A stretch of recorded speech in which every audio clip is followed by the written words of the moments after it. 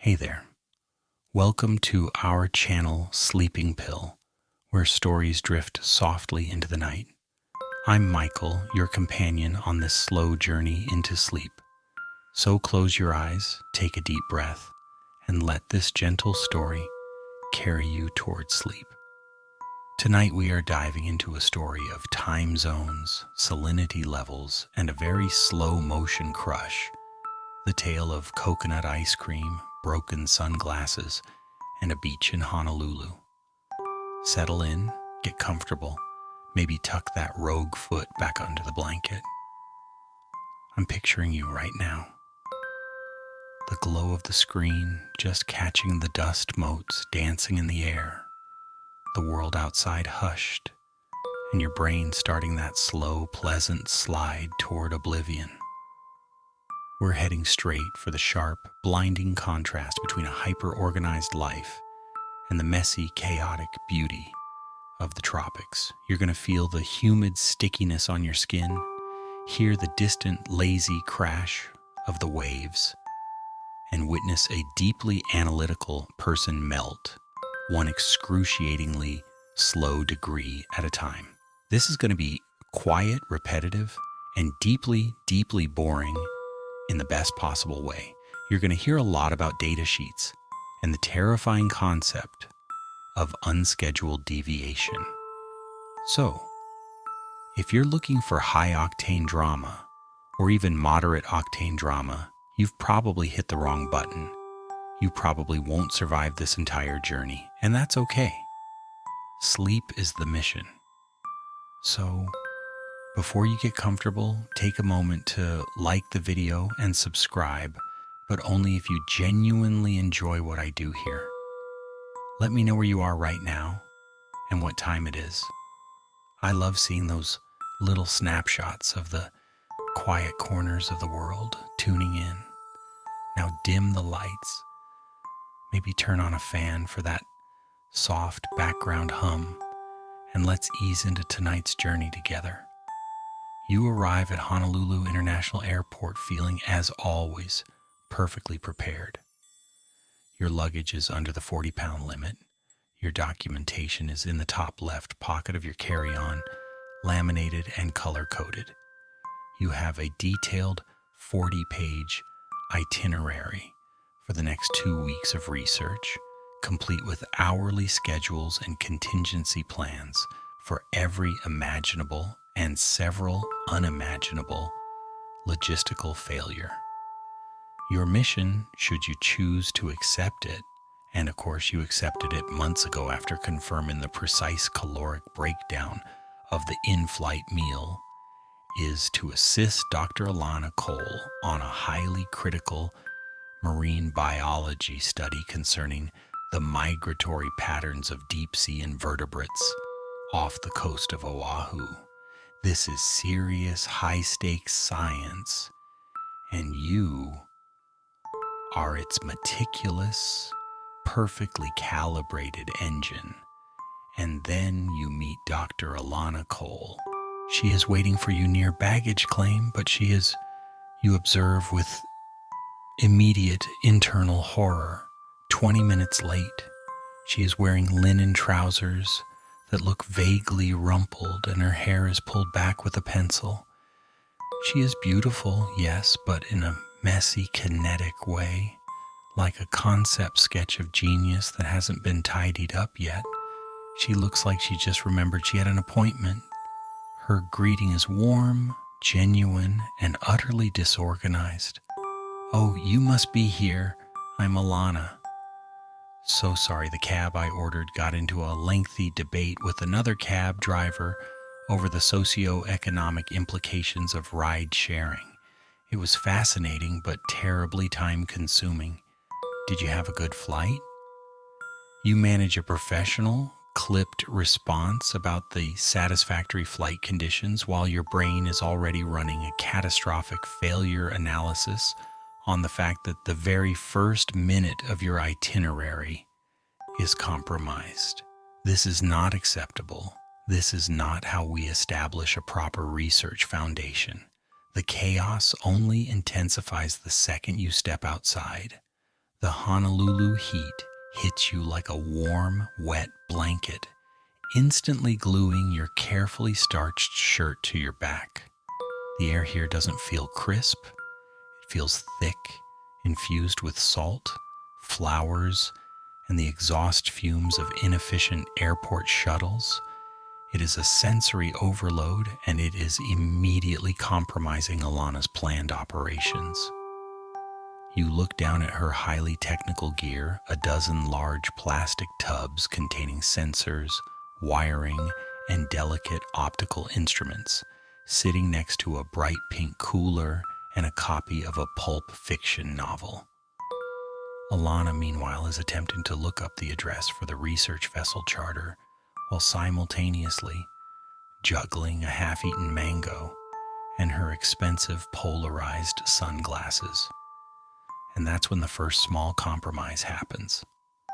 The moment the meticulously organized research trip begins its beautiful slow collapse into tropical disorder, Alana attempts to shove a large laminated tide chart into her already overflowing backpack. The backpack is clearly incapable of accepting new data.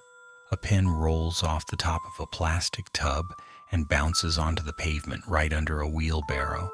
Alana, in an overly dramatic lunge to save the pen, which you know for a fact you have 24 identical replacements for in your supplies, knocks the mango out of her own hand.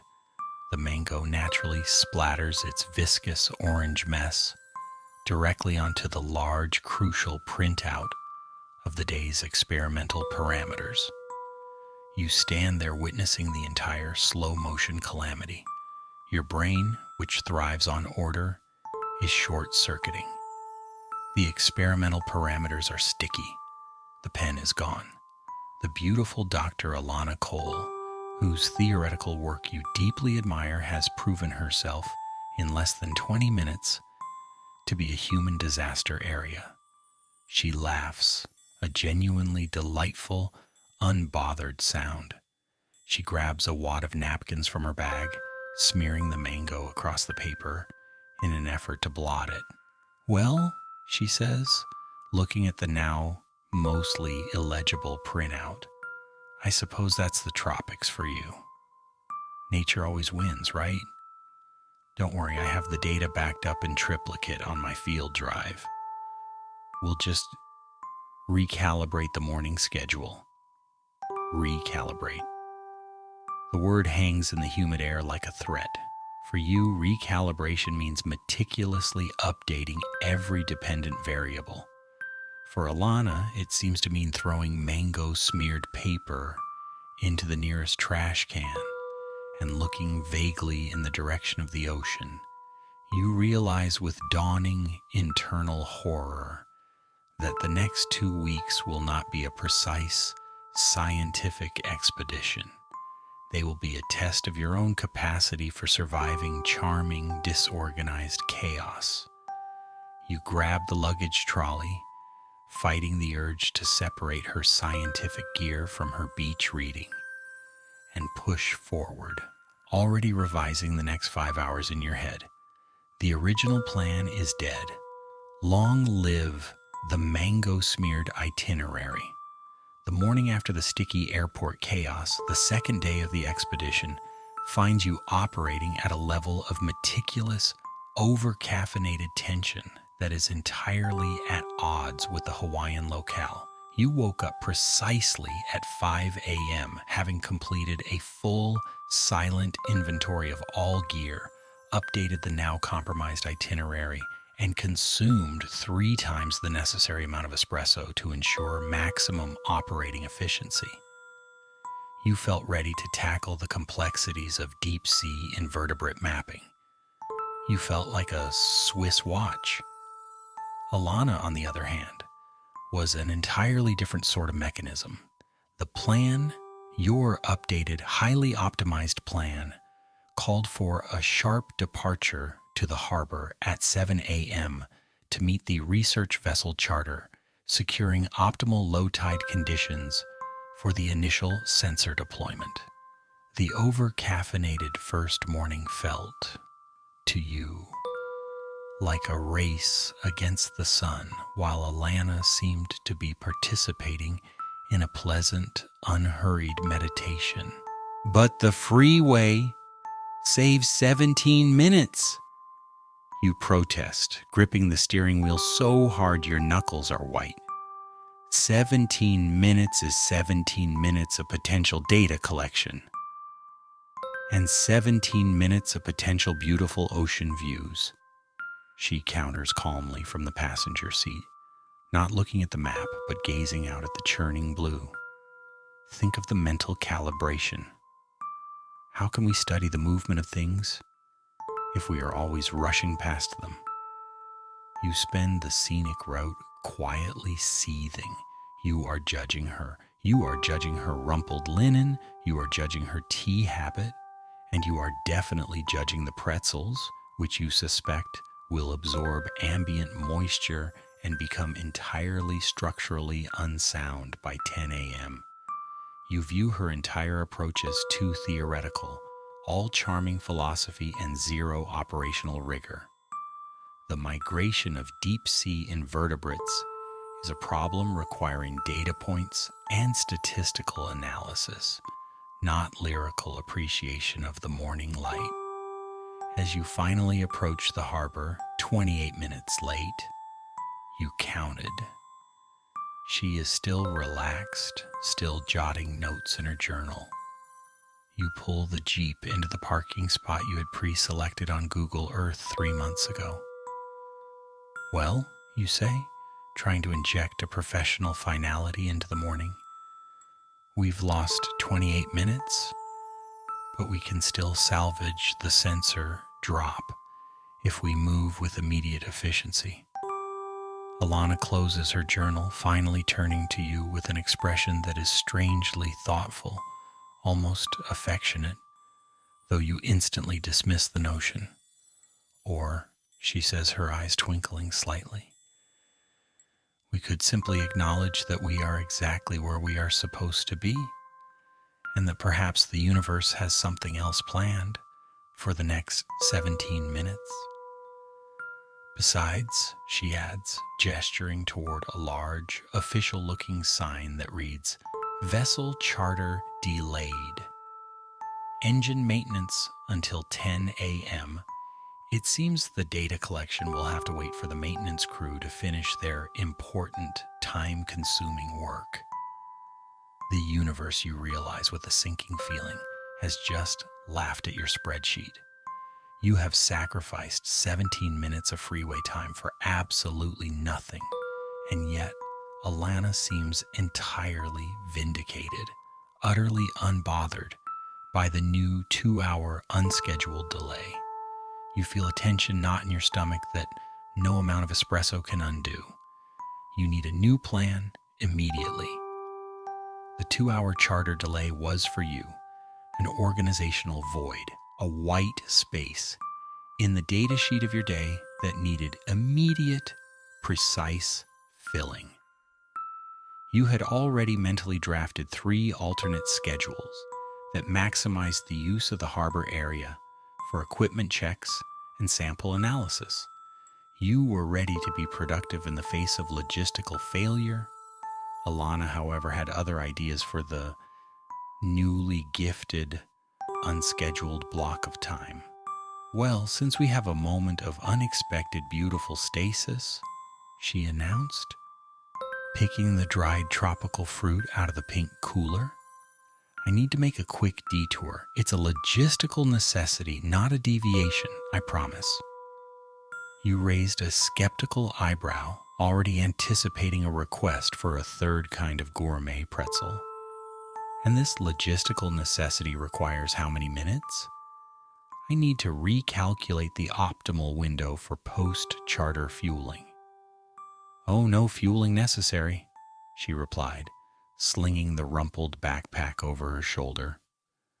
Just a quick stop at the Honolulu Public Library. I need to confirm the historical salinity data on some 1950s territorial reports. They aren't digitized, and the data is critical for our model baseline. Your face, you realize, is probably registering the same sort of shock, usually reserved for seeing a physics law violated. A library? Now?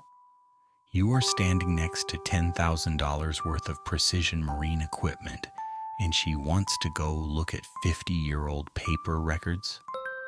Dr. Cole, you say, trying to keep the panic out of your voice, this is a ridiculous waste of valuable research time. We have current high-resolution satellite data. The salinity shift in that timescale is statistically irrelevant for this project's scope. We could be calibrating the optical array right now. Perhaps, she counters, already walking toward the Jeep. But I have a hypothesis that the historical reports might show a very specific, localized tidal anomaly that would compromise our entire premise. And besides, she adds, turning back with a smile that melts a small frozen chip of your heart, I also need a new novel. Fieldwork demands fresh fiction. The drive to the library is, predictably, slow, winding you away from the efficient scientific corridor of the harbor and into the messy pedestrian reality of downtown Honolulu. You sit in traffic, the humidity pressing in, while Alana sings along softly to a local radio station playing something annoyingly cheerful and entirely unregulated. You look at her, the beautiful, brilliant scientist who has just chosen a library book over data integrity. You realize the library isn't just a physical place, it's a symbolic anchor for her. She isn't just looking for historical data, she's looking for context for the messy human story behind the science. For her, the old handwritten reports probably hold more truth than a clean line of code. For you, the paper is just an intermediate format prone to error, moisture, and crucially, being compromised by spilled mango. The library itself is a cool, dark, cavernous relief from the sun. You follow Alana deep into the non-digitized archives, watching her navigate the narrow metal stacks with an easy familiarity. You are utterly out of your element here, a technician of the future, forced to confront the dusty, inefficient reality of the past. Alana eventually finds the shelf, pulling down a large, brittle volume of territorial water reports. She opens it and instantly disappears into the pages, her pencil-adorned bun glowing slightly in the shaft of dusty sunlight. You lean against a metal shelf, your arms crossed, watching the clock on your internal itinerary run a 100% failure rate for the morning. After 20 minutes of intense, quiet scrutiny, she finally looks up, holding a small, hand-drawn map from the report. Aha, I knew it. Look at this. She points to a specific, faint tidal current line drawn with what looks like a wax crayon.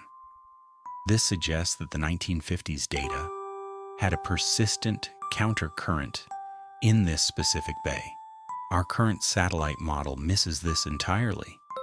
If the countercurrent still exists, our whole invertebrate drift model is statistically irrelevant. You lean closer, your professional curiosity finally peaked. The anomaly is real, and the dusty paper record has provided a critical piece of information that $3 million of satellite imagery missed. The messy approach has yielded a sudden, terrifying, but undeniably crucial data point. So, you say, adjusting your stance, trying to absorb the fact that your entire project premise is now in question, what does this mean for the current research? We need to recalibrate the sensor locations immediately. Alana gently closes the large book. It means she says, her eyes gleaming with genuine excitement, that we're not going to be using the charter vessel in this bay anymore. The data here is too compromised, too variable. We need a simpler, more stable environment for comparison. We need to go somewhere remote, somewhere small, somewhere the current doesn't talk back. You brace yourself for a complete logistical nightmare. Where specifically? Alana walks quickly back through the stacks, grabbing her novel from the circulation desk. A book you notice with internal surprise is a treatise on the nature of emotional patience. She pauses at the exit, letting the humid air wash over her before turning back to you, a look of inspired, terrifying freedom on her face. A place called the Beach of the Sleeping Shells, she announces. It's on the remote east side of the island. It's too inaccessible for the charter and too far to be statistically relevant for the 1950s data, which makes it, she beams, absolutely perfect for a baseline control, the Beach of the Sleeping Shells. It sounds like a title for a children's story, not the new location for a high-stakes scientific endeavor. You feel your carefully constructed world tilt another 20 degrees.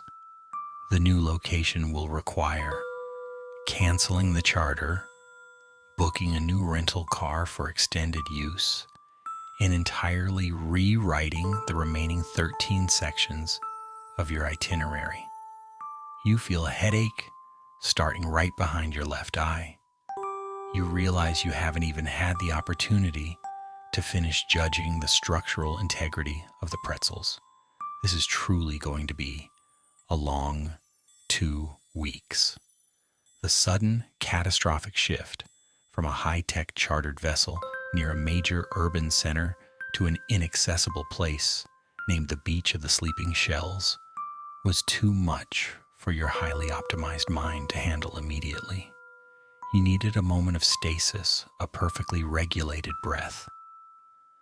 The drive back from the library, however, provided the next equally jarring event, the broken sunglasses moment. You were driving, not on the freeway, of course, but winding through a colorful, low-key commercial district as dictated by Alana's impromptu reconnaissance route, when she started rummaging through the disastrously disorganized center console. She was looking for a specific charging cord, a high-density, multi-pin adapter that she knew with infuriating certainty was somewhere near the gum wrappers and that receipt for the really good fish tacos. You tried to concentrate on the chaotic traffic pattern, but the sheer noise of her rummaging, the crinkle of plastic, the clatter of loose change, the thump of a forgotten sunscreen bottle was grating on your nerves. "Alana," you finally said, your voice tight, "if you would maintain an inventory of your vital equipment, this would not be necessary. We could have secured that adapter days ago." She paused, looking up at you with those deep, thoughtful eyes, which always seemed to be observing a phenomenon far more interesting than the conversation at hand. "Ah, but the beauty is in the discovery, isn't it? The universe places things where they are needed most." As she spoke, she inadvertently swept her hand across the dashboard. Her sunglasses, large, expensive, custom-fitted, highly polarized lenses that were, you knew, essential for field work over bright water, slipped. They fell directly onto the unforgiving plastic floor mat, and with a sudden sharp snap, one of the temples broke clean off. The silence that followed was immediate and profound, cutting through the radio noise and the city clamor. You braced yourself for her expected reaction, the calm acceptance, the philosophical shrug about cosmic recalibration. What you got instead was a reaction of disproportionate panic, Alana did not shrug. She gasped a small, sharp, distressingly vulnerable sound and immediately reached for the broken frames, holding them in her hands as if they were a piece of shattered historical artifact. Her composure, the philosophical armor she wore so casually, evaporated completely. "No," she whispered, her voice trembling slightly. "No, no, no. Not these. They're irreplaceable. You were utterly confused. These were glasses. Important, yes, but easily replaceable. You had the serial number and the purchase receipt logged in your phone. Dr. Cole, please. I can order an identical pair for delivery tomorrow morning. We have a backup pair in the..." "No, you don't understand," she interrupted, looking directly at the cracked lens. Her eyes were suddenly glistening, not with tears of frustration, but with a deep, private sorrow. "My grandmother gave me these. She used them for her own work on the Great Barrier Reef. They aren't just polarized. They're my connection to the past. The data is compromised. The revelation stopped you cold. You had quietly judged her for her rumpled linen and her disorganized life, assuming her casual approach was born of laziness or lack of professional rigor. Now you realize that her chaos wasn't careless. It was simply a different kind of organization, one where emotional weight was prioritized over practical function. The loss of a sentimental object, a key item connecting her to her lineage and purpose, was a catastrophic failure in her personal system.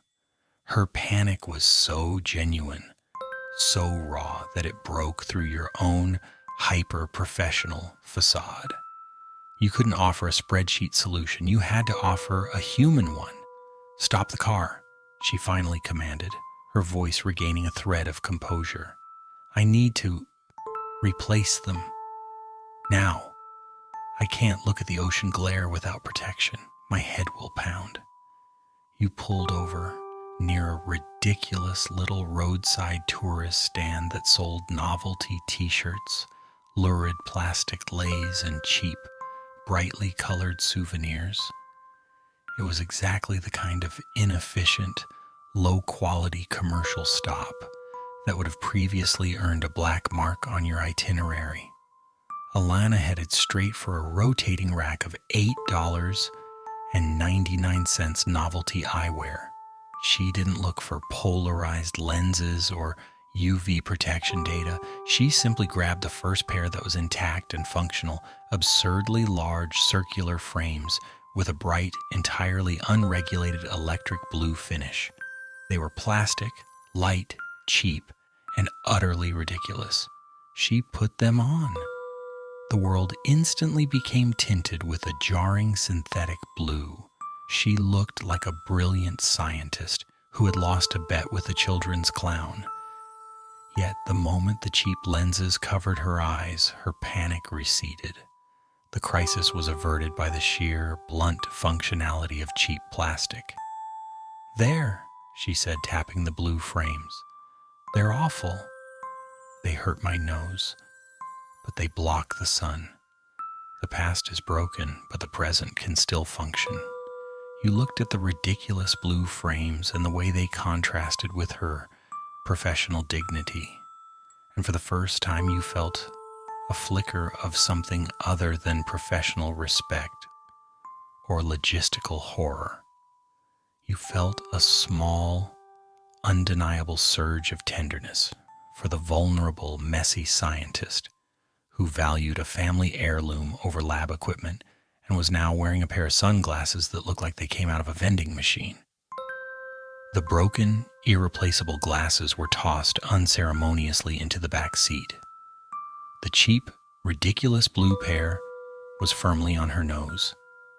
The logistical damage was minor, but the emotional damage was profound, and the trip had acquired a new, vital symbol: the cheap replacement sunglasses which represented the necessary, messy functionality of the immediate present. You would never look at a pair of glasses the same way again. The purchase of the ridiculous electric blue sunglasses, an action entirely motivated by sentimentality and panic, seemed to catalyze a complete overhaul of the research plan. It was as if breaking the heirloom had also broken Alana's last tie to conventional structure. Now wearing the absurd frames, which cast everything, including your own anxiety, in a jarring synthetic cyan light, she was suddenly terrifyingly decisive. The 1950s current data is irrelevant in this bay. My grandmother's glasses are broken. We are not waiting for a delayed boat, she announced, placing her hands firmly on the steering wheel of the Jeep. The universe is telling us that the original plan has reached its end-of-life cycle. It's time to switch to a less efficient remote beach location. You sat in stunned silence as she pulled out the large laminated map. She quickly circled the remote spot, the beach of the sleeping shells, a tiny, geographically inconvenient patch of coast on the far side of the island that would require hours of driving and would completely necessitate booking new, isolated accommodations. You felt a brief, desperate urge to cling to the original itinerary. Dr. Cole, the logistics are a nightmare. We lose one full day of travel. We have to cancel the charter, reroute the environmental sensor delivery, and the area is classified as low access. It has minimal infrastructure. Our statistical control group will be compromised by the lack of local data points. Exactly, she beamed, oblivious to your rising blood pressure. Minimal infrastructure means minimal human interference. Low access means the marine environment is more pristine. And minimal local data points means we get to collect our own data, clean and unbiased. Think of this as a reset. We are trading efficiency for purity. For Alana, the loss of her heirloom glasses had somehow granted her permission to embrace the beautiful, pure inefficiency of the remote locale. For you, the pragmatic one, this meant an immediate, aggressive return to logistical triage. You spent the next 2 hours, which, according to the dead itinerary, should have been spent setting up initial sonar, on the phone. You successfully convinced the charter company that their mechanical failure justified a full refund, rerouted the delicate sensors to a rural post office, and booked a small rustic cabin that the agent assured you was charming, very close to nature, and probably won't lose power. Probably. The transformation in Alana was astonishing. She handled the administrative chaos with a calm you'd never expected, only now her calm was fueled by a radical acceptance of disorder, not a belief in structural order. She was no longer checking her watch. She was looking at the changing angle of the sun. She was wearing the absurd blue glasses, and you noticed that the color somehow made the sea and sky look impossibly vibrant, an overwhelming visual signal of the natural world's chaotic beauty. The entire trip had become illogical. It was supposed to be a tight, controlled experiment. Instead, it had become a meandering road trip to a poetically named beach, all because of an antique countercurrent map and a pair of broken sunglasses. As you finally packed the Jeep for the long drive, now including 3 days' worth of questionable rations and a tank full of gas, you noticed that Alana had left the highly technical datasheet binder on the front seat. You went to move it to a more secure box, but saw that she had drawn a small, messy sketch of the blue sunglasses on the cover of the first page. right over the project title. She had effectively drawn a ridiculous plastic line through the entire original premise. You sighed, closed the binder, and instead of putting it away, you simply secured it under the pink cooler. The fight was over. You had surrendered to the glorious, inefficient logic of Alana Cole. You climb into the Jeep. Alana is already settled, her new frames making her look faintly alien but undeniably happy. "Ready?" she asks, starting the engine. "Only if we can stop exactly 187 kilometers from here to recalibrate the tire pressure," you reply, offering your own small, desperate, entirely ignored act of procedural rebellion. She just laughs, a loud, clear sound that sounds like the ocean washing over shells. "We'll see. But I packed the salted pretzels. That should get us through the first 50 kilometers of glorious, unscheduled deviation." It's funny you realize how much easier it is to accept professional catastrophe when the person driving the disaster looks that delighted. This is, you suspect, the core emotional difficulty of the entire human condition. Charming people get away with everything, including destroying your perfectly planned research schedule. The Jeep pulls onto the road, heading away from the orderly world of the harbor and into the heart of the island's less traveled routes. You look out the window, watching the landscape shift from manicured lawns to dense, wild jungle. The air changes too. It becomes heavier, more scented with damp earth and unknown flowers. You are entering the realm of the unplanned, where data is collected not with sonar, but with observation, patience, and a healthy appreciation for salted pretzels. You mentally archive the original itinerary, noting its official end-of-life status. Your new goal is simple: to survive the long, hot drive and not let Alana's contagious, unstructured happiness compromise your ability to, at the very least, track fuel consumption accurately. The long drive to the beach of the sleeping shells, which according to your GPS was less a beach and more a remote geological formation bordering on swamp, was an exercise in endurance. The road quickly devolved from paved highway to pitted, single-lane dirt track. The Jeep rattled, the gearboxes groaned, and the scientific equipment, despite your meticulous bungee cord arrangements, shifted and protested loudly. You felt every kilometer of the illogical trip as a physical assault on your systematic nature. The heat was relentless. It pressed in, thick and unmoving, mixing the smell of jungle earth with the faint, unsettling aroma of Alana's discarded mango-smeared papers.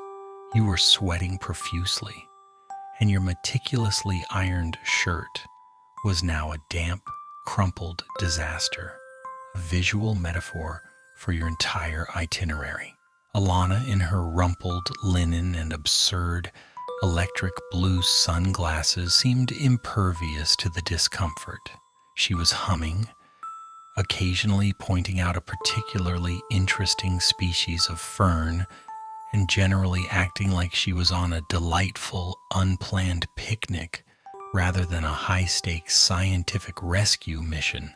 After nearly 3 hours of bone-jarring, slow travel, even Alana had to admit that the sustained energy provided by the salted pretzels was waning.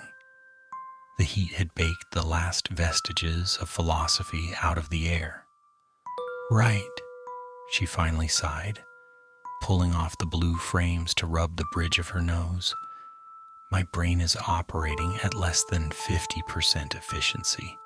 We need a mandatory, non-negotiable pause. My field guide to cognitive stability suggests immediate calorie intake and temperature regulation." You readily agreed. Your own cognitive efficiency was probably hovering somewhere near 12%.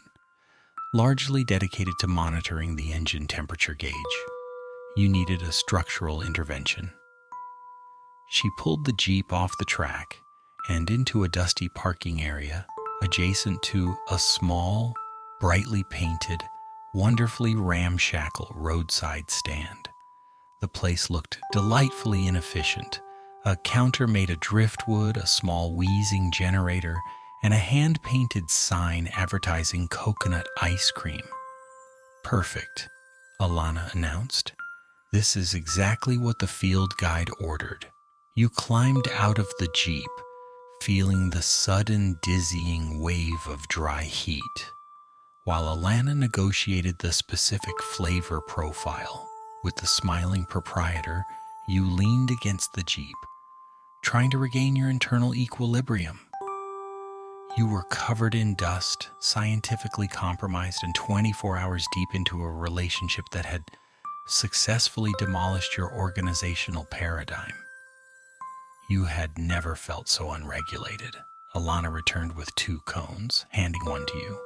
It was a simple, generous scoop of bright white, pure coconut ice cream.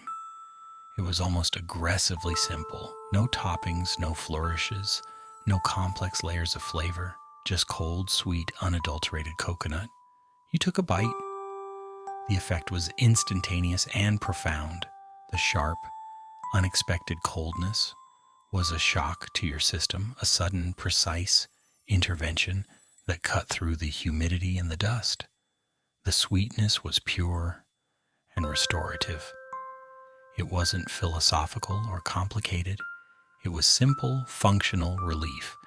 You looked at Alana, who was already halfway through her cone, a small smudge of white visible on her chin. She was perfectly messy, utterly disorganized, and she had just provided the single most necessary piece of logistical support of the entire day. "See?" she said, sensing your momentary calm. Not everything requires a 17-step process and a contingency plan. Sometimes the best solution is just a perfectly cold, simple answer to a very simple problem. This coconut ice cream truce was the first moment of genuine, non-scientific harmony you had shared. It wasn't born of intellectual agreement, but of shared, basic human necessity. For those quiet 5 minutes, standing next to the Jeep, licking the rapidly melting coconut ice cream, the chaos of the itinerary faded. There was only the sound of the gentle hum of the generator and the sweet, cooling taste.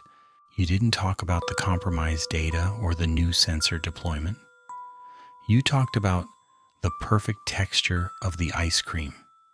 You learned that Alana prefers her cones slightly soggy, and that she has a specific memory of eating the same kind of ice cream on a dock when she was 8. You shared a moment of simple human context that was entirely unburdened by theory. The truce was a necessary reset, a clean palate cleanser before the real work began. The drive had been a test of your patience. The ice cream was a test of your ability to accept simple, unearned pleasure.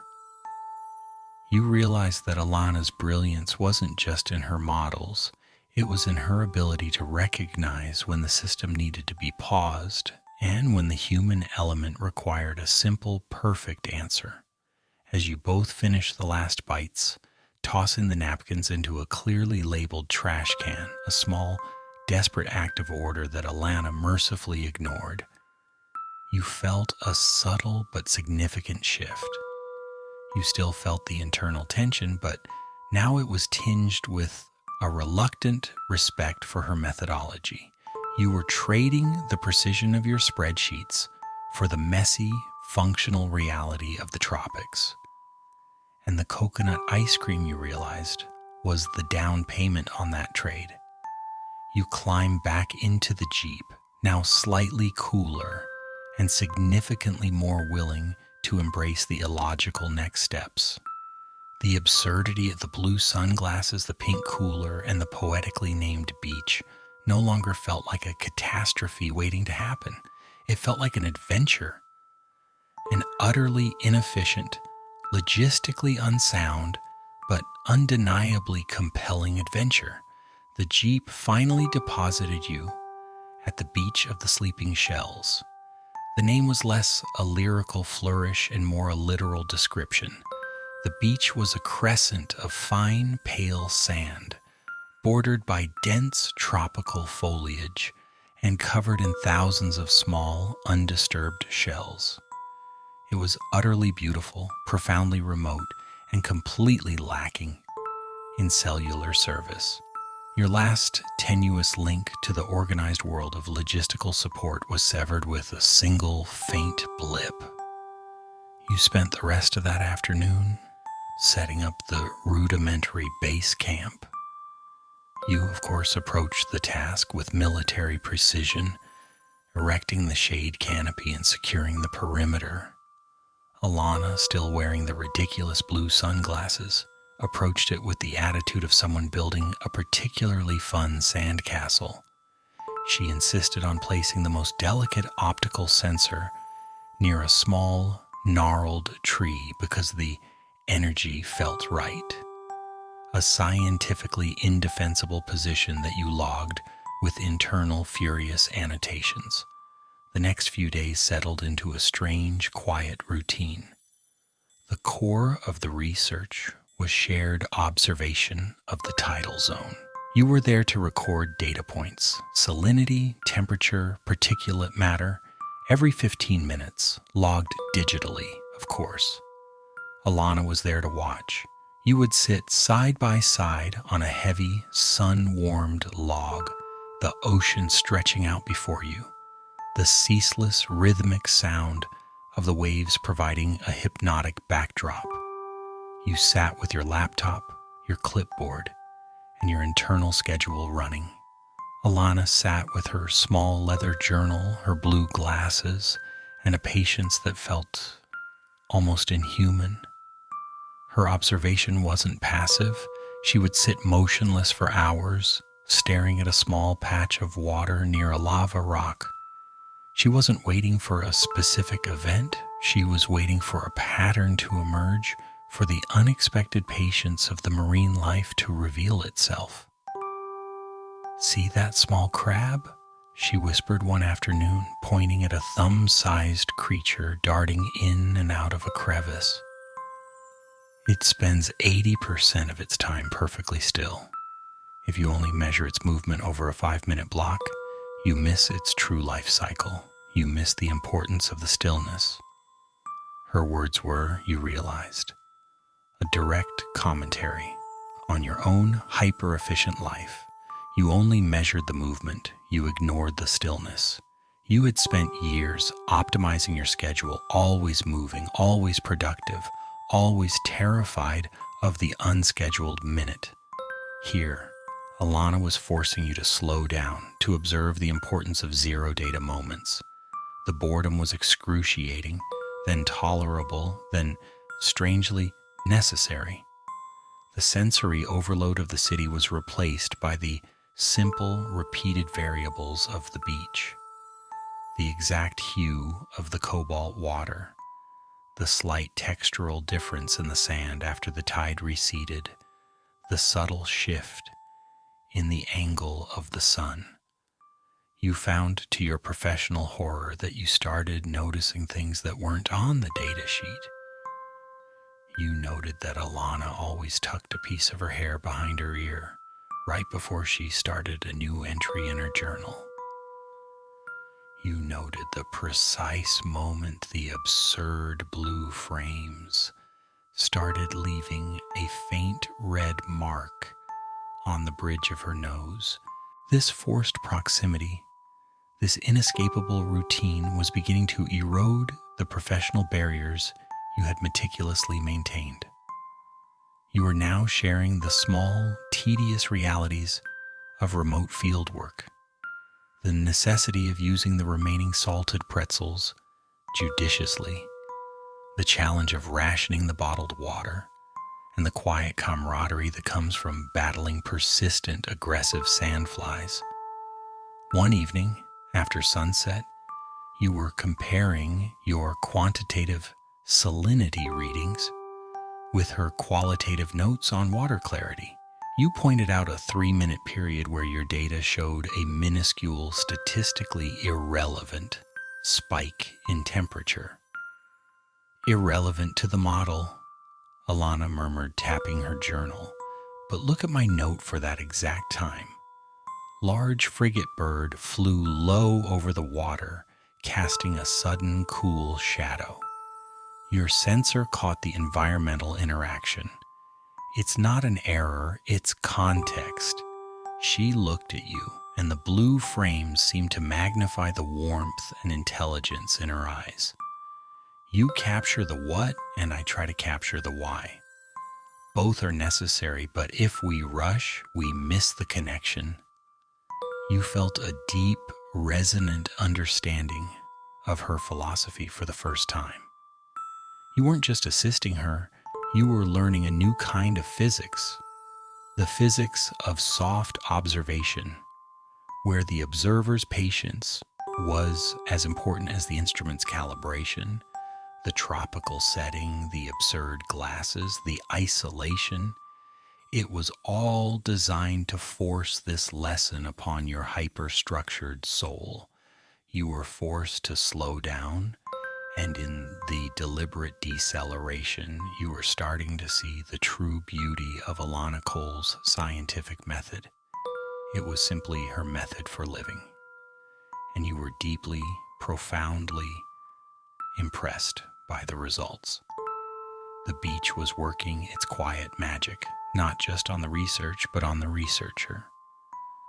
The patience you were forced to adopt on the beach of the sleeping shells began to have unexpected consequences. After nearly a week of sitting in silence, waiting for the crabs to decide their next 5-second migration, your hyper-efficient brain began to atrophy, and in its place, a different kind of awareness grew. You were finding a strange, quiet comfort in the absence of productivity. This shift reached its peak one late afternoon. The sun was dipping low, casting long, sharp shadows of the palm trees across the sand. Alana was, as usual, absorbed in her journal, while you were technically supposed to be retrieving the temperature sensor you had placed a few yards down the shoreline. You started walking along the water's edge. The tide was at its lowest point, revealing a texture of sand you hadn't seen before. A wet, undulating strip of tiny ripples and surprising firmness. You were walking without purpose, an act that felt revolutionary to your nature, simply observing the interplay of the water and the shore. You were watching the why, not the what. And then it happened. The accidental shoreline discovery. You weren't looking for anything, which is probably why you saw it. Tucked beneath the overhang of a medium-sized lava rock, in a tiny pool of undisturbed water, was a phenomenon that made you stop.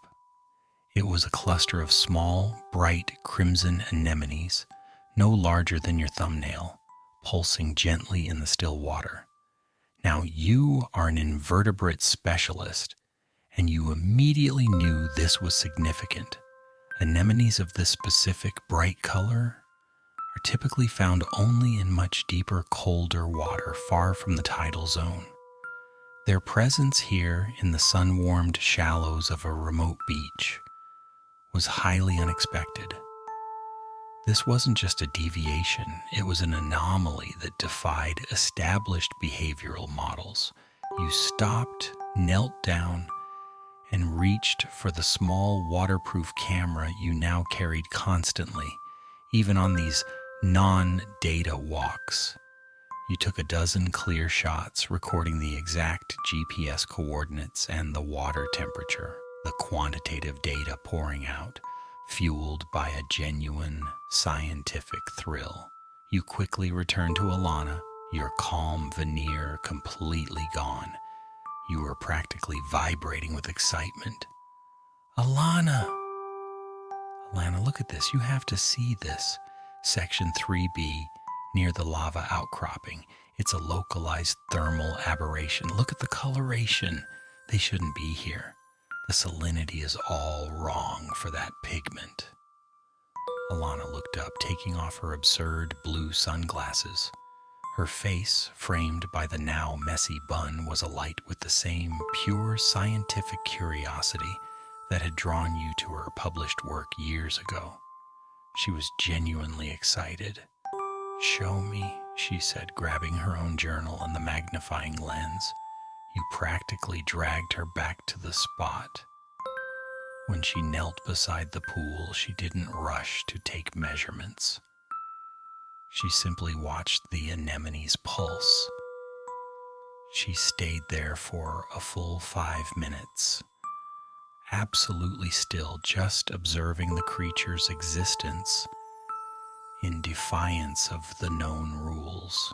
"They're beautiful," she finally whispered, not in the sentimental way a casual tourist would, but in the reverent tone a scientist reserves for encountering a fundamental truth. "They are thriving in an environment that should be killing them. They've found a way to be structurally sound in a place of chaos." She looked up at you, her eyes shining. "This is why the charter delay happened. This is why the glasses broke. This is why we came here. They don't care about our models. They found their own perfect tiny microclimate. The discovery justified the whole inefficient trip. It proved that Alana's messy, patient approach, the dedication to the unhurried observation, was superior to your hyper-scheduled rush. If you had kept to the itinerary, the vessel would have dragged nets right over this spot. If you had been focused on a productivity task, you never would have walked with sufficient slowness to see the microscopic pool. The scientific breakthrough was directly proportional to your operational failure. You spent the next 3 hours, well past sunset, working in tandem around the lava rock. You handled the sensors, logging the quantitative data on oxygen saturation, pressure, and thermal fluctuations. Alana handled the qualitative data, sketching the exact pattern of the current's flow and making meticulous notes on the texture of the rock that provided thermal protection. You were a perfect, functioning research unit, the meshing of order and chaos. You provided the rigor, she provided the intuition. You were the clock, and she was the tide. You had found a tiny marine metaphor for your own burgeoning relationship, two wildly different systems thriving together in an environment that should logically compromise them both. As you finally packed up the base station under the light of a surprisingly bright moon, Alana gave you a genuine, tired smile.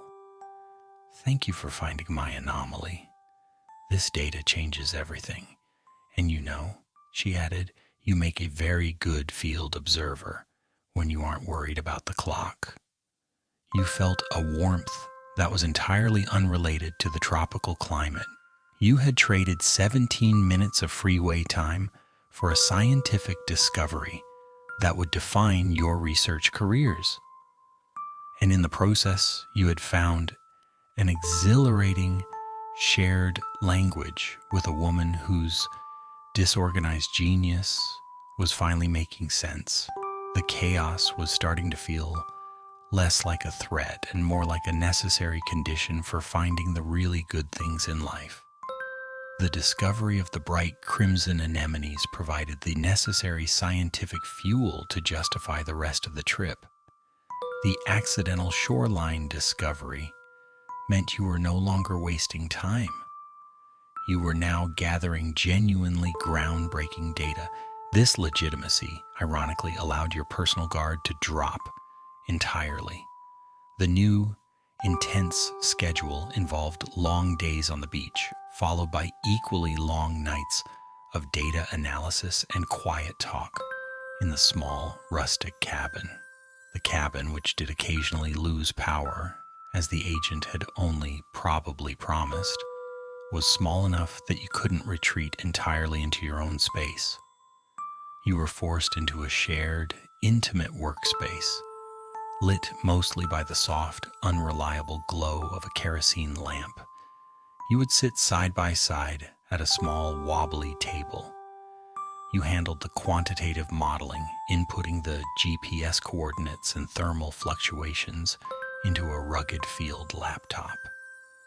Alana handled the photographic evidence and the qualitative notes, her sprawling, messy handwriting filling pages with observations on the anemone's response to light and current. The light was warm, casting long, shifting shadows, and the air was heavy with the scent of salt water and kerosene. As the nights deepened, the analysis naturally progressed into conversation. You realized that Alana's approach to science mirrored her approach to life. She was perpetually seeking the exception, the anomaly that defied the established rule. One evening, after charting a particularly beautiful cluster of thermal data, she paused, resting her chin on her hand, the blue glasses pushed up into her hair. "You know," she mused, staring at the faint outline of the anemone images, "you are so good at structure. I need you to translate my intuitive chaos into defensible data. What were you like before you decided the world was best experienced through a perfectly organized spreadsheet?" The question startled you.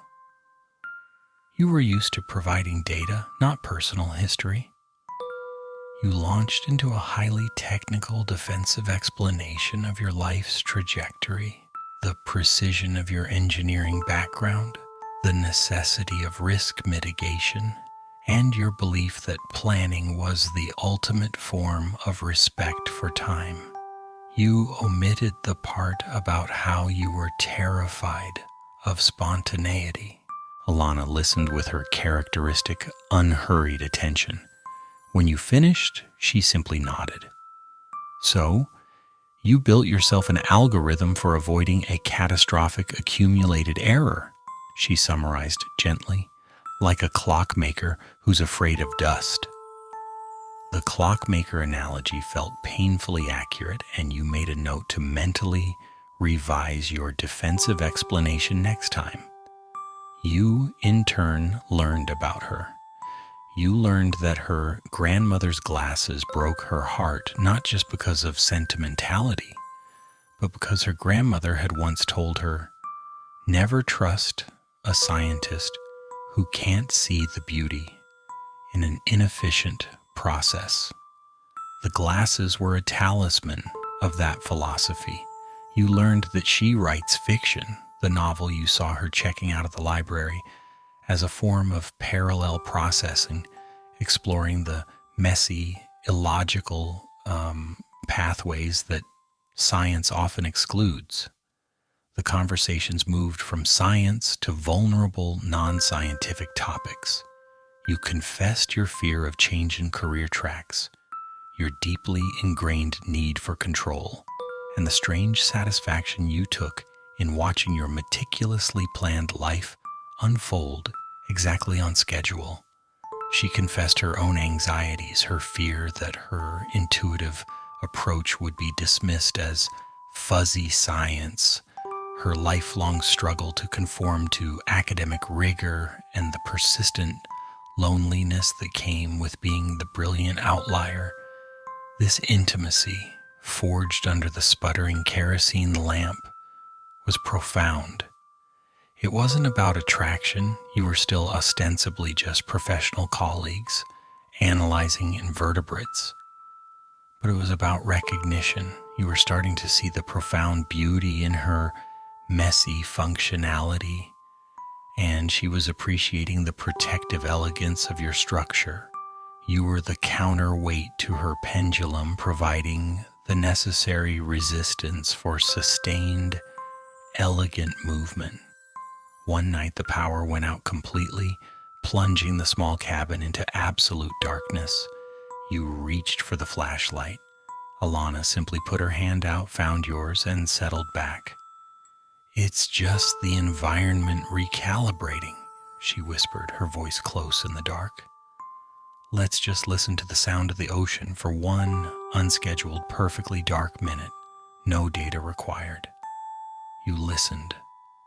The waves provided a rhythmic, soothing soundscape. Your hand, still grasped firmly in hers in the dark, felt a deep, grounding connection.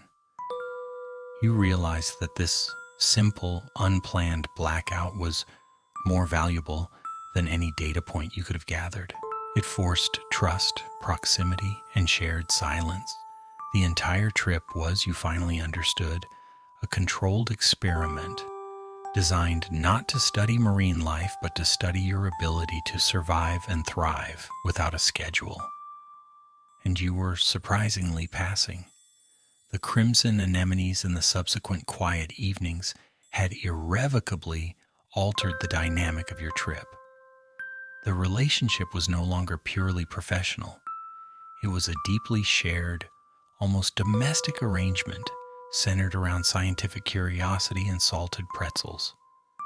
The calm, however, was about to be broken by a necessary, agonizing logistical question: the compromised research trip extension. The unexpected discovery meant the current site, initially planned as a 5-day calibration stop, now required a minimum of 10 additional days of data collection to fully document the thermal and chemical resilience of the anemone population. This was a massive opportunity, a career-defining discovery, but it ran headlong into the rigid structure of your life back home. You were scheduled to return next Tuesday for a high-level, mandatory audit of your department's inventory system. Missing it was professionally unthinkable.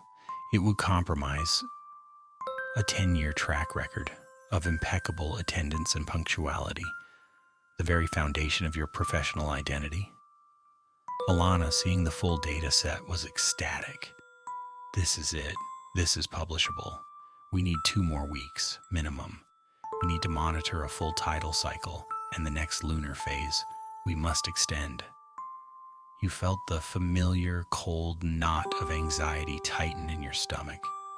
Your hands, usually steady, trembled slightly as you opened your field laptop to review the consequences.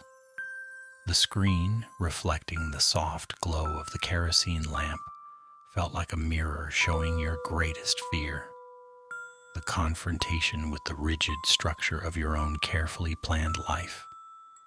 "I can't," you said, the words sounding hollow and thin. "I simply cannot. My return flight is booked. The audit is mandatory. I have appointments. My landlord expects payment on the 3rd. My mother expects a call at 8 p.m. EST every Thursday. My life is scheduled." Alana looked at you, not with judgment, but with that intense, unhurried, scientific observation. She wasn't looking at your schedule. She was looking at the system you had built around yourself. You have created a system, a beautiful algorithm of existence that has no contingency for career-defining, spectacular deviation, she stated softly. Your structure is preventing you from reaching your potential. You've planned your life perfectly, but you haven't left any room for life itself. You pushed back, hard. "This isn't about life, Alana. This is about responsibility. My professional integrity relies on my reliability. If I extend, I prove my system, my entire way of operating, is flawed. I lose credibility and I compromise years of meticulous planning." You gestured wildly at the data on the screen. "You were asking me to choose a spectacular one-off anomaly over the foundation of my entire world." It was an objectively ridiculous argument framing a necessary extension for groundbreaking research as a threat to your personal life. But you genuinely believed it. She put her hand over yours, grounding you. Your foundation is here, looking at these anemones, not at a desk full of filing cabinets. You are afraid of the disruption. You're afraid of the feeling of being out of control. But control is an illusion. We learned that the minute a piece of 50-year-old wax crayon data invalidated $3 million of satellite imagery. The anemones are the anomaly, and we are the observers. We must follow the anomaly, even if it compromises the timeline. You spent the next hour calculating. You calculated the cost of rescheduling the flight, the late fee on the rent, the potential professional reprimand, and most terrifyingly, the fallout from missing your mother's Thursday call. You were trying to quantify the subjective risk of chaos. Finally, Alana leaned over and spoke, not as a scientist, but as a person who understood systems. Let's treat your life as a mechanism that is locked up. It requires a foreign element, a little bit of grit, to force a reset. You know how to fix a locked mechanism. You have to remove the constraint. Call your department. Tell them the truth. You found something more important than inventory. Embrace the compromise. The word compromise felt less like a threat and more like a gentle release. You realize that this trip, this brilliant, disorganized, compromised research trip, was the stressful confrontation you desperately needed. You had to choose between the safety of your clockwork life and the exhilarating chaos of a shared, world-changing anomaly. You took a deep, shaky breath, picked up the satellite phone, which you had, of course, scheduled to charge at a precise time, and began the process of dismantling your perfectly ordered life. You called your department, feeling the cold horror of admitting to a major unscheduled deviation. The world did not end. The inventory audit was rescheduled. The sky did not fall. When you hung up 10 minutes later, you looked at Alana. It's done. I'm staying. We have 2 more weeks. A wave of exhaustion mixed with a rush of terrifying freedom washed over you. Alana just smiled, reaching for the field notebook. Good. Now we have an 8-point plan for the tidal observations, and we are starting with the chemical profile at 0400 hours. The universe rewards those who choose the anomaly. The 10-day extension was a declaration of war against your old life, but a necessary peace treaty with your new reality. Having dismantled your schedule, you felt a strange, terrifying lightness. The professional integrity of your life had survived the hit, proving that your system, while rigid, was not entirely fragile. You were free to pursue the anomaly. The anemones were providing exceptional data, but Alana's behavior became subtly different. She was still meticulous in her observations, but now she would occasionally disappear. She'd leave a note, usually a hastily scribbled instruction, on the back of a damp napkin, saying something vague like checking the tertiary thermal drift or following the lateral flow pattern, and would be gone for an hour or more. This began to gnaw at your core need for complete data sets. A visit to a hidden cove felt less like an unscheduled detour and more like a deliberate withholding of information. She was taking her genius elsewhere, and your structured mind felt obligated to follow the anomaly, even if the anomaly was just Alana herself. One morning, after she'd left a particularly cryptic note about bioluminescent particulate collection, you decided to track her. You had installed a high-resolution, waterproof GPS tracker in one of the equipment tubs. Strictly for inventory management, you told yourself, not for tracking your colleague. Perish the thought. You used the tracker to plot her current coordinates. The coordinates led you away from the established research zone, over a jagged stretch of lava rock, and through a dense thicket of ferns. It was an arduous, inefficient hike, precisely the kind of route Alana would choose. You were sweating, cursing the humidity, and feeling utterly ridiculous chasing a scientist who was likely just collecting more fascinating, messy data. The path opened onto a tiny, secluded beach, a perfect, hidden circle of sand separated from the main shore by towering cliffs. It was a hidden cove, bathed in quiet, filtered sunlight, and there was Alana. She was not, however, collecting bioluminescent particulates. She was standing knee-deep in the water, not wearing the ridiculous blue sunglasses, but the broken heirloom pair, the ones with the snapped temple. She'd used a piece of black, industrial-grade tape, which you instantly recognized as a brand you recommended for sensor repairs, to clumsily fix the temple to the frame. The result was structurally unsound, but functionally present. She wasn't looking at the water. She was tossing small, flat, smooth stones across the surface, watching them skip. It was a purely non-scientific, meditative act, an indulgent moment of play. She had carried the broken glasses all this way to this hidden spot to simply skip stones.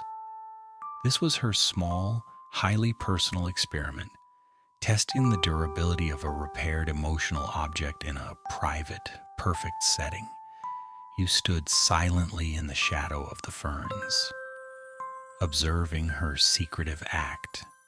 It was the most vulnerable, uncalculated thing you had ever seen her do. She was applying her meticulous approach, not to science, but to healing a sentimental wound. She had fixed the broken past with the tools of the functional present, and she was testing its stability in solitude. She sighed, a gentle sound that barely reached you, and then she lowered her face to the water. She cupped her hands and gently splashed water over the fixed frames, as if ritualistically blessing the repair. After a few more moments of quiet contemplation, she straightened up, carefully took off the broken glasses, and tucked them away into the one section of her backpack that you had noticed she never allowed to get messy. A small, zipped internal pocket. She then pulled out the functional, absurd blue pair, clipped them onto her nose, and instantly became the efficient, messy scientist again. She turned and saw you. You had been caught observing her most private, unscientific moment. There was no panic on her face, only a soft, unsurprised acknowledgement. "There you are," she said simply, walking out of the water. "Did you find the coordinates confusing?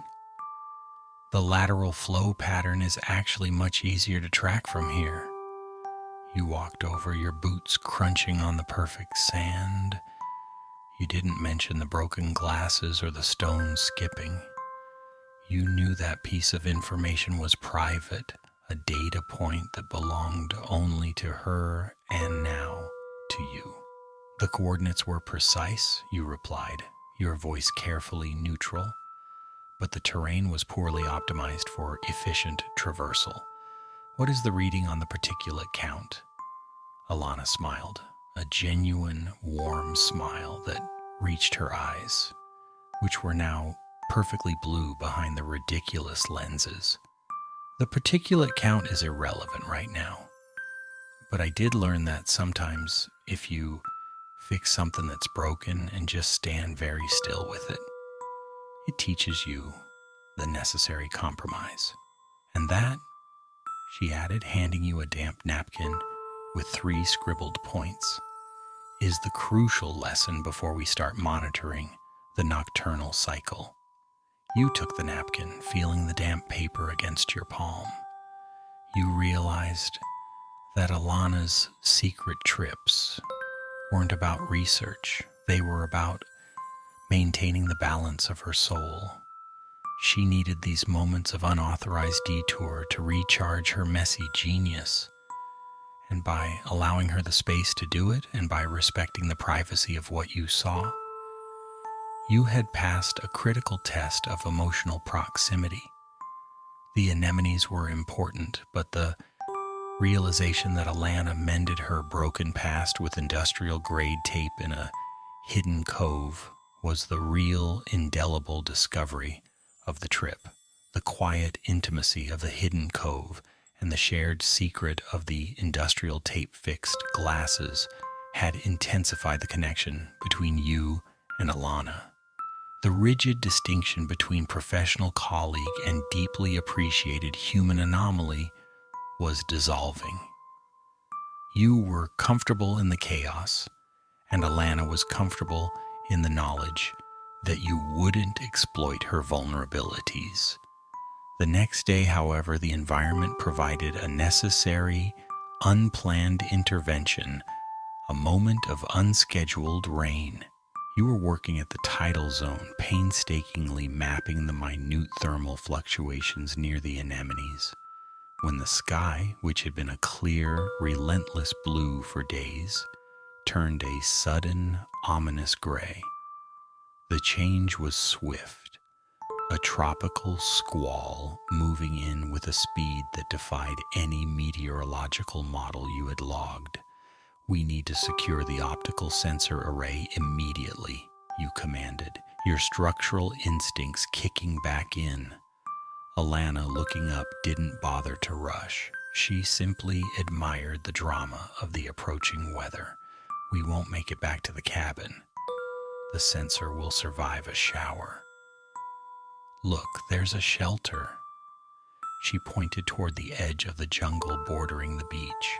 A small, low structure nestled beneath a massive banyan tree. It was clearly an abandoned structure, likely an old fisherman's shack or a forgotten storage shed. Small, dark, and wonderfully inefficient.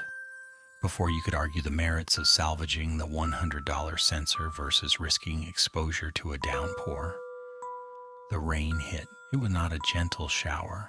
It was a vertical wall of water, a complete collapse of atmospheric regulation.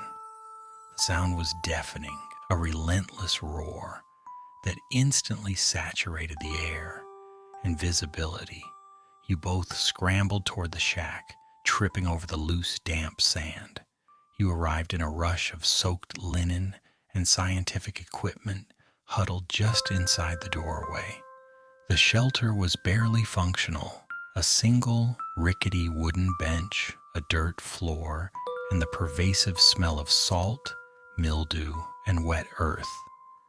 You were soaked, professionally compromised, and now trapped in an enclosed, dark space with the person whose disorganized brilliance had consumed your life.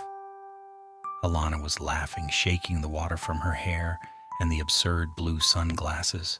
"Well," she shouted over the deluge, "this certainly wasn't on the extended plan, was it?" The environment always enforces unscheduled downtime.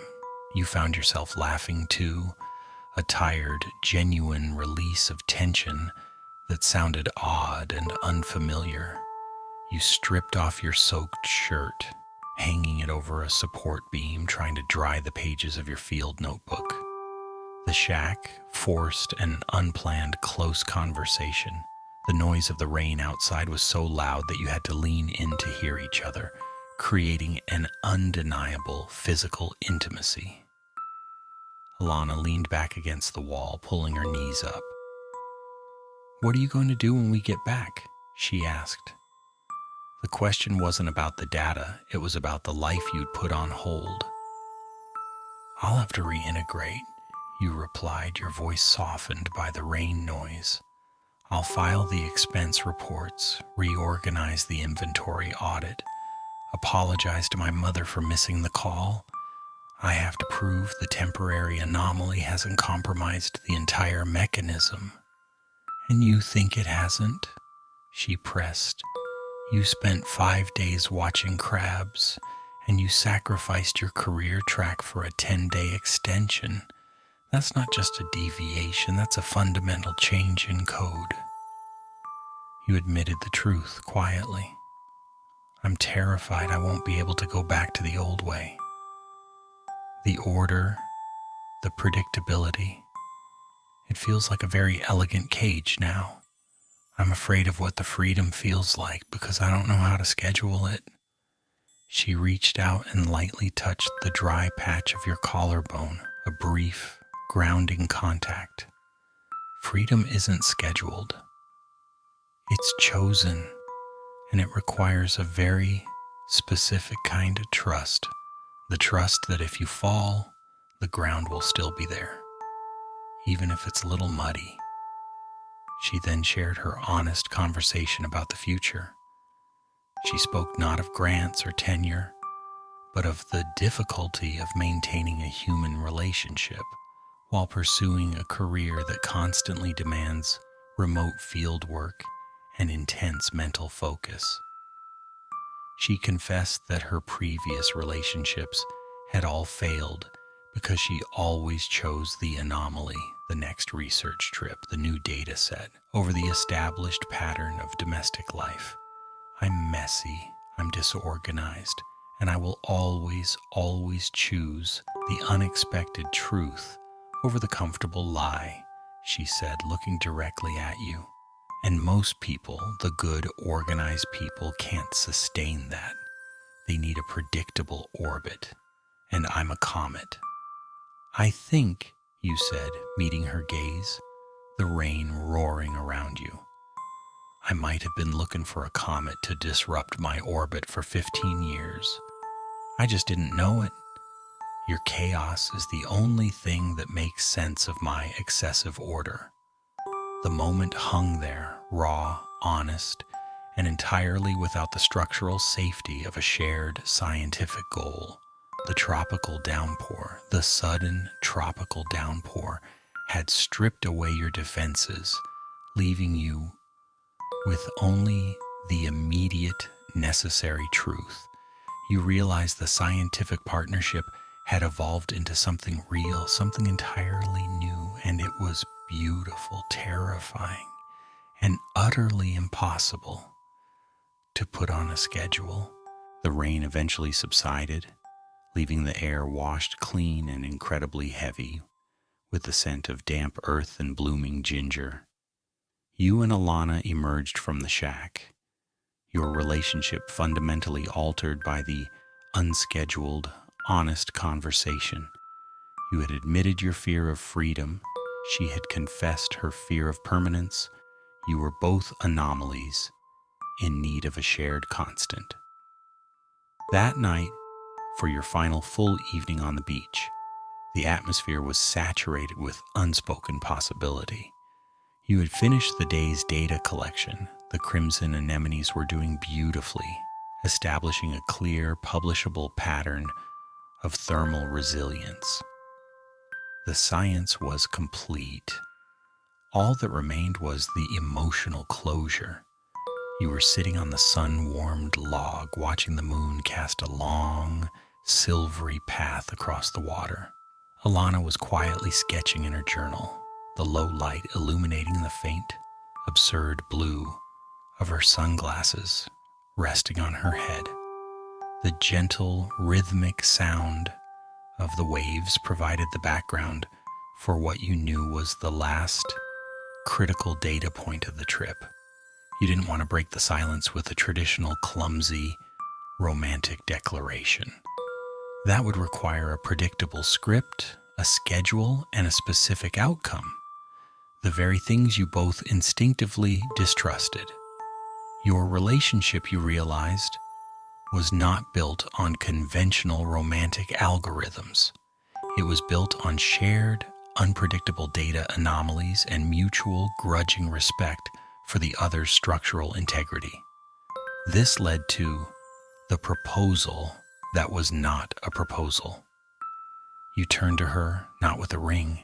The very thought of an expensive, perfectly cut diamond felt offensively organized and non-functional, but with a simple, observed truth. The anemones, you began, your voice soft. They survive because of the microclimate provided by the lava rock. The rock is the constant variable. It doesn't move, it doesn't change, and it provides the necessary shelter from the tidal chaos. Alana closed her journal slowly, giving you her full, unhurried attention. And what does the lava rock represent in your current model? You took a slow breath, letting the vastness of the ocean fill the pause. It represents the commitment to a shared, messy research timeline. You are the anomaly, Alana. You will always choose the unexpected truth. You will always pursue the next remote location, the next illogical experiment, the next great unknown. I can't ask you to stop. That would compromise your genius. You reached into your field kit and pulled out a small, highly specialized piece of equipment, a precision-machined titanium calibration rod. It was perfectly straight, perfectly measured, and utterly unromantic. This is the constant, you continued, holding the rod. I propose to be the constant variable. I am the structure that proves your chaos is not collapse. I will handle the logistics, the funding applications, the inventory, the tax forms, the missed mother's calls, and the meticulous data modeling. I will be the stable, predictable element that ensures your comet has a consistent orbit, even if that orbit takes us to a new, statistically irrelevant beach every 6 months. You offered the titanium rod to her. I am not asking you to marry me. I am asking you to agree to a long-term collaboration where I provide the unwavering professional and personal infrastructure for your beautiful, lifelong, scientific mess. I am proposing to be your logistical anchor. It was a commitment expressed in the only language you both genuinely trusted: functional partnership. Alana stared at the titanium rod for a long moment. She didn't laugh at the technicality of the gesture. She didn't tear up at the emotional weight. She simply assessed its value, its structural soundness, and its utility. This rod, she said, finally taking it, running her fingers over the smooth, cold surface, is designed to mitigate accumulated error over a long time horizon. You are proposing a life dedicated to mitigating my structural flaws. I am proposing a life dedicated to proving your structural flaws are actually just necessary conditions for generating groundbreaking data. You corrected gently. She smiled then, a full, profound smile that acknowledged the terrifying beauty of your proposition.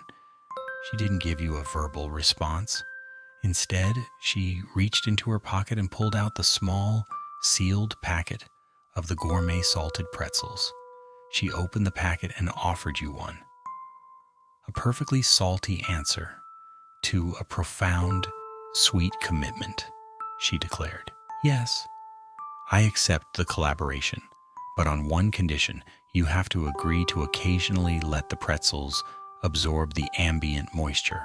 Sometimes, she said, looking back out at the ocean, the soft, compromised structure is more flavorful.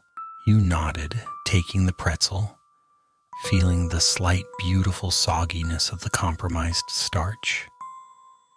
You had sealed your fate not with a kiss, but with a piece of titanium and a structurally unsound snack.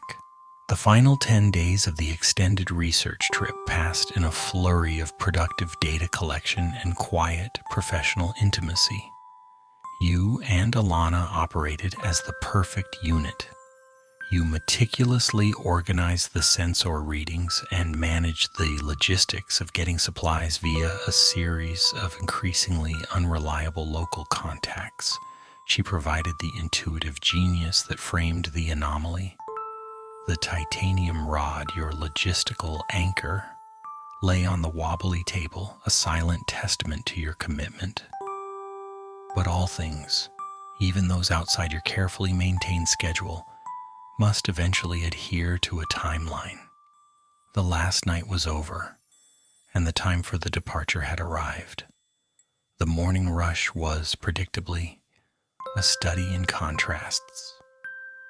You had been up since 0400 hours, performing the final inventory check. 2 field laptops, 3 data cards, 4 remaining salted pretzels, 2 structurally compromised, 2 still crisp, and 1 titanium calibration rod. Every item was accounted for, secured, and ready for transit. Alana, meanwhile, was experiencing a complete collapse of organized effort. She was packing her backpack, the same rumpled chaos you had first witnessed at the airport, but this time she was doing it with a profound sense of melancholy. She kept pulling out shells from the beach, holding them, and then gently tossing them back onto the sand, unable to decide which memory to keep. She seemed unable to perform the necessary simple function of packing. "This is the hardest part of field work," she sighed, pushing her absurd blue sunglasses onto her forehead. The reintegration. Going from the beautiful, unpredictable truth of the anomaly back to the convenient, structured lie of civilization. You, the organizational machine, took over, applying your systematic mind to her messy life. You didn't offer sympathy. You offered structure. You zipped her duffel, taped the fragile sensor boxes shut, and ensured her passport was secured in the single zipped pocket you knew she used for sentimental objects. You were executing your side of the collaboration agreement perfectly, being the lava rock to her collapsing tidal zone. The drive back to Honolulu was thankfully fast. You chose the freeway this time, prioritizing the efficiency of making your rescheduled flight over the scenery of the coast. Alana didn't object.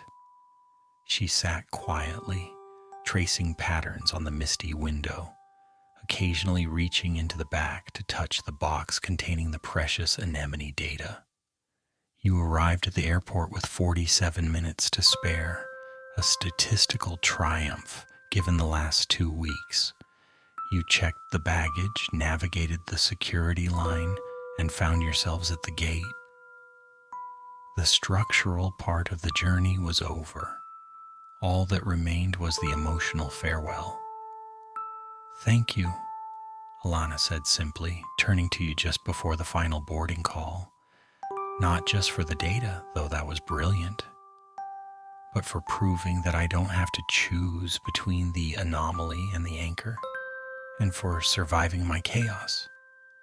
I am officially integrating your chaos into my model," you replied, giving her a faint, entirely unprecedented smile. "It appears to be a necessary variable for maximum happiness. I look forward to the next long-term collaboration."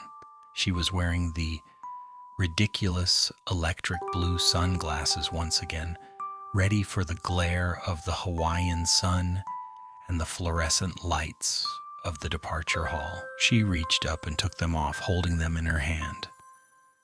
"Here," she said, "a final piece of data for your collection." And she handed them to you. Not the heirloom pair, those were still safely tucked away, a symbol of the mended past, but the absurd, cheap replacement sunglasses. "I don't need them anymore," she explained. "They served their purpose. They represent the moment I chose function over form, the present over the past. Keep them. They'll remind you that sometimes the simplest, cheapest solution is the most effective. And that compromise, she added, her eyes serious, is mandatory for survival. This was the final, small gesture. It was perfect. She knew you needed a tangible, non-scientific souvenir of the journey, a physical data point representing the collapse of your old, rigid system. The blue frames were a symbol of her mess, now willingly entrusted to your care. You took the cheap plastic glasses. They felt light and absurdly large in your hand. You slipped them into the inner pocket of your jacket, right next to your now useless copy of the original 40-page itinerary.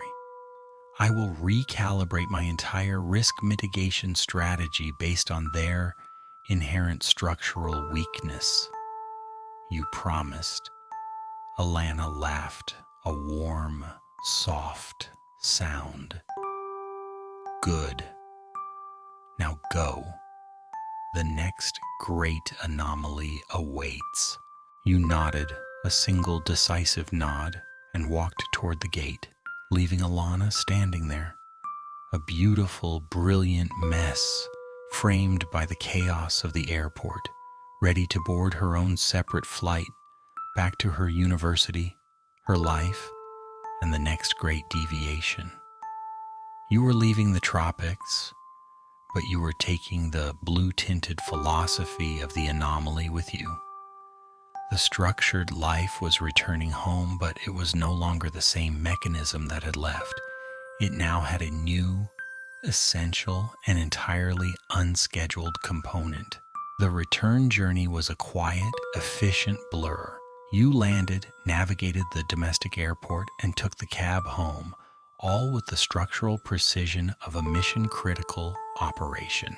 Your bags were unpacked, laundry was started, and emails were answered within 2 hours of walking through your front door.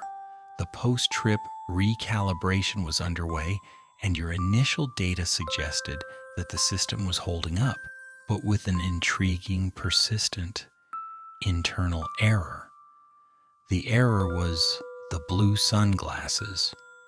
You had placed the cheap electric blue frames on your workbench, not in a drawer, not in a clearly labeled box, but directly on the polished mahogany surface next to your most prized precision toolkit. They were jarring. They clashed violently with the muted, organized tones of your apartment. They were structurally unsound and aesthetically offensive, yet you could not bring yourself to move them. They were the physical anomaly that refused to be integrated, yet demanded to be seen. The first few days back were spent trying to prove that your trip to Honolulu was merely a brief, contained deviation, not a fundamental change in code. You returned to the office, successfully navigated the rescheduled inventory audit, and received only a minor, quickly dismissed reprimand for the missed appointments. The external world had, as Alana suggested, failed to collapse. Your algorithm had survived, but the interior world was different. You found yourself applying Alana's messy philosophy to your own hyper-ordered life, not consciously, but compulsively. You left the house one morning and realized you hadn't checked the time 4 times before leaving. You had just left. You ate lunch without logging the precise caloric intake. You even deliberately, horrifyingly, put a book back on the shelf in your personal library without verifying its numerical classification in your custom cataloging system. The structural flaws were appearing, and you were allowing them to propagate. It was liberating and terrifying in equal measure. The biggest, most telling shift occurred on Thursday at 8 p.m. EST, the precise time for your scheduled weekly call with your mother. You picked up the phone, and instead of providing the customary, meticulously detailed report on your professional achievements, You found yourself telling her about the anemones. Not the data, but the color. The surprising, vital crimson that defied the rules. You told her about the coconut ice cream, the absurd blue sunglasses, and the necessity of sometimes just sitting still and watching. There was a long silence on the other end of the line. "Well, dear," your mother finally said, her voice registering genuine surprise. "That sounds wonderfully inefficient. It sounds like you were actually happy." You realized with a shock of clarity that you had just chosen subjective narrative over objective reporting, the true spirit of Alana's method. The blue frames remained on your workbench. You would catch yourself looking at them, their jarring color acting as a visual cue for the larger truth, that the things that look like errors are often the things that save the entire system. They were a reminder that sometimes the most sophisticated answer is the simplest, most functionally obvious one, purchased for $8.99 from a roadside stand.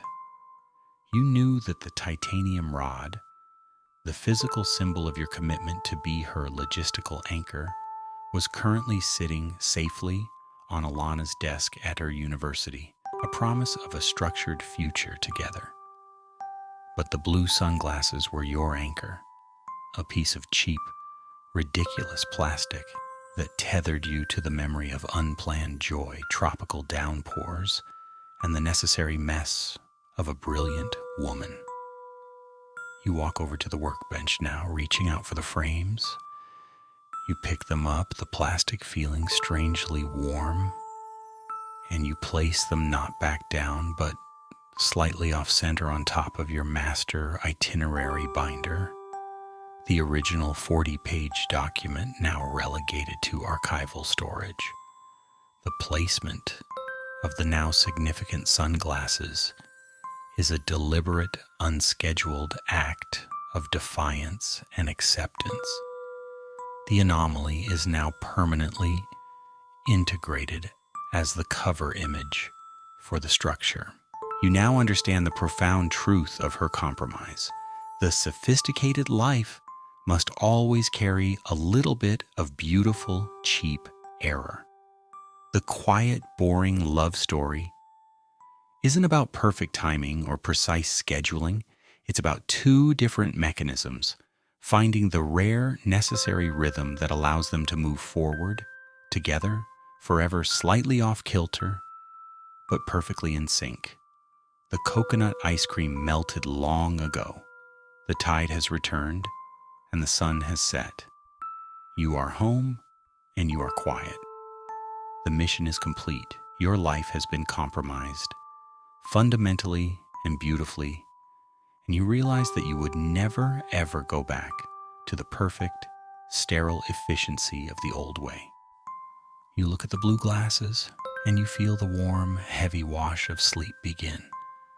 The silence settles over your space now, deep and profound, like the calm after the tropical storm.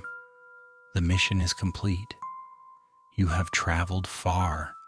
You have seen the meticulous beauty of structure, and you have witnessed the terrifying, necessary chaos of life itself.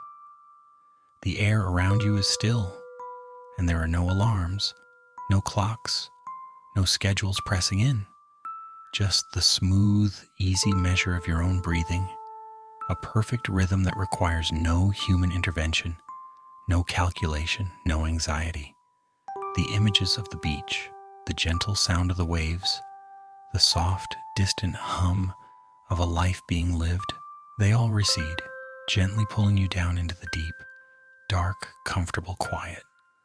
There is nothing left to do, nothing left to analyze, and certainly no need to check the inventory. You are safe, you are steady, and you are finally still. Close your eyes. Let the last thoughts fade like the soft light on the horizon. The structure has served its purpose. Rest now.